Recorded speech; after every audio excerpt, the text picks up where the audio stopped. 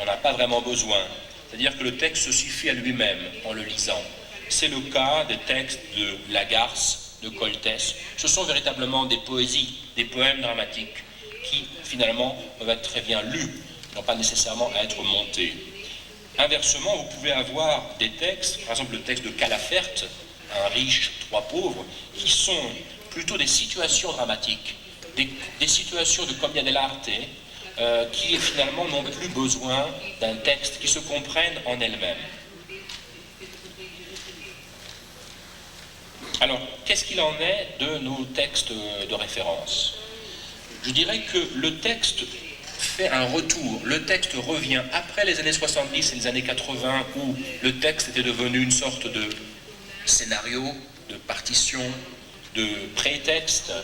On a un texte qui retrouve son autonomie, retrouve sa force et qui ne dépend pas d'une mise en énonciation, d'une mise en scène. Encore une fois, c'est le cas surtout de Coltès et de Lagarce. Le texte n'est plus donc véritablement dramatique, mais il est plutôt poétique. Il résiste, il se suffit à lui-même, il n'a besoin en fait que d'une mise en scène qui peut être une mise en scène mentale. Chacun peut inventer ce qu'il veut. On se méfie beaucoup, comme dit Navarre par exemple, et d'une certaine manière aussi Coltès, on se méfie beaucoup des metteurs en scène. On veut que le texte ait déjà sa dramaticité, son altérité, et qu'il ne soit pas absolument nécessaire de le lire ou de le jouer sur une scène. Parfois, au contraire, vous voyez que c'est, je dirais, la moitié des textes de mon corpus sont dans ce cas, mais l'autre moitié sont des textes où les situations dramatiques et leur expression scénique sont très explicites. On sait très bien où on est dans une rue, on voit des pauvres, on est dans une cave avec Allegria. Dans ce cas, les situations sont très fortes et le texte a parfois tendance, comme chez Calaferte, à être un peu secondaire ou à disparaître. Mais Calaferte, à vrai dire, appartient plutôt aux années 60, aux années 90. Le texte dont je parle est un de ses derniers textes et ce n'est pas vraiment typique de la production des années 90. En tout cas, ce que l'on peut constater, c'est que le texte est difficilement fictionnalisable aujourd'hui. Du moins, il est difficilement, c'est-à-dire qu'on peut difficilement se représenter une réalité totale, une réalité évidente, une réalité mimétique, et on peut encore moins concrétiser le texte, c'est-à-dire prendre dans le texte des choses que l'on fait passer comme ça du texte à la scène de manière directe. Par exemple, dans La Solitude, on ne voit pas très bien toujours où les personnages sont, ce qu'ils veulent, où ils veulent en venir. On peut monter ce texte plutôt en fonction de sa rhétorique. Je dirais, ce qui est très important, c'est plutôt la géométrie entre les personnages et donc entre les acteurs jouant le texte sur la scène. C'est plutôt l'écriture rythmique qui est donnée à voir à travers cette géométrie, à travers cette chorégraphie, cette chorégraphisation des textes dramatiques d'aujourd'hui. C'est ça qui est important. Même chose dans J'étais dans ma maison de Lagarce. Il y a une adresse mystérieuse des 5 personnages aux frères.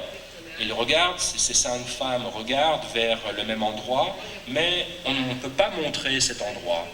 On ne peut pas montrer le frère sur la scène, on ne peut pas non plus montrer cette réalité dont ils parlent. Ceci nous montre que l'énonciation aujourd'hui, dans ces textes contemporains, l'énonciation scénique, n'est plus forcément mimétique, théâtralisable. On n'a pas à reconstituer tout un cadre réaliste pour montrer et mettre en scène un texte. On peut partir d'un dispositif assez neutre, de quelques éléments sur la scène. Et c'est ce dispositif neutre, non mimétique, fragmentaire et surtout un dispositif avec des synecdoques ou des métonymies, c'est-à-dire des éléments qui renvoient à autre chose à l'extérieur, mais qui n'essaient pas de métaphoriser le réel. C'est avec ça que l'on travaille aujourd'hui. Donc l'énonciation travaille beaucoup avec cette notion de un élément pour le tout. Un élément représente le tout. Ceci n'exclut pas, bien sûr, que la scène soit parfois une métaphore du texte. en tout cas de l'univers dont parle le texte. Par exemple, chez Coltès, chez Lagarce, chez Lemayeux, vous avez la maison, le champ de coton, le cimetière, mais ce sont des éléments qui ne seront jamais véritablement figurés dans la scène et par le texte. Ce sont des éléments que vous devez imaginer dans le langage. Donc, du texte à la scène, il n'y a plus obligation de tout transférer, terme à terme, un élément pour les autres. La mise en scène ne fait voir, ne fait écouter qu'un seul élément isolé du texte. On travaille beaucoup grâce à la métonymie, grâce à la synecdoque. Je pense qu'ici, si nous avions le temps, si nous avions les loisirs, il faudrait proposer une théorie des signes de la représentation. Il faudrait essayer de montrer quels sont les vecteurs principaux, à la fois dans un spectacle, et en même temps aussi les vecteurs principaux dans un texte. J'essaierai, mais je ne peux pas le faire parce que je n'ai pas le temps, j'essaierai de montrer qu'il y a des vecteurs, des grandes catégories de vecteurs, les vecteurs accumulateurs, les vecteurs connecteurs, les vecteurs dislocateurs, ruptures, en cutter, si vous voulez, et les vecteurs shifters qui font passer d'un niveau à l'autre. Et on verrait que ces auteurs contemporains travaillent beaucoup avec cette idée d'orientation de la lecture. Et ce qui est important, c'est que les vecteurs orientent le lecteur dans la bonne lecture. Il y a un phénomène que les gens de la psychologie cognitive ou de la linguistique cognitive appellent l'émergence. C'est-à-dire la façon dont, dans la phrase, comme dans le texte dramatique, comme dans la mise en scène, il y a un processus de production, de compréhension, une orientation, une canalisation du sens, une vectorisation du sens. Et je pourrais montrer ça pour tous ces textes dont nous parlons ici. On voit donc qu'aujourd'hui, la mise en scène de ces textes contemporains n'est plus qu'une esquisse, n'est plus qu'une ébauche. Elle n'a pas besoin d'être totale.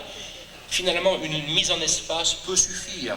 C'est pour ça que c'est très intéressant de travailler sur ces auteurs contemporains, parce qu'on peut les mettre en espace très rapidement, faire comprendre à un public, mais pas le vrai public, faire comprendre à ce public qu'ils ont la nature vectorielle de ces textes.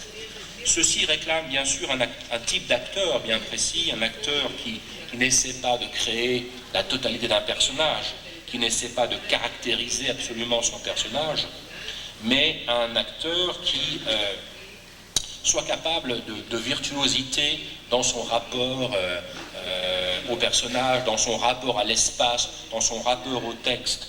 Finalement, un acteur qui soit plus un dramaturge, qui participe au choix dramaturgique de la mise en scène, de la lecture.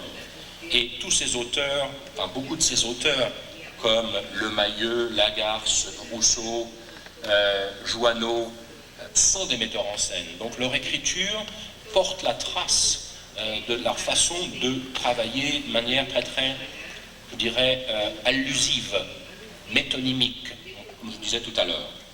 Donc il nous faut un acteur qui soit un acteur dramaturge, un acteur gestionnaire de toutes les cases de son corps et de son esprit, de son corps-esprit, un acteur capable de se concentrer à l'extrême, mais en même temps, à d'autres moments, de s'éparpiller à tour de rôle.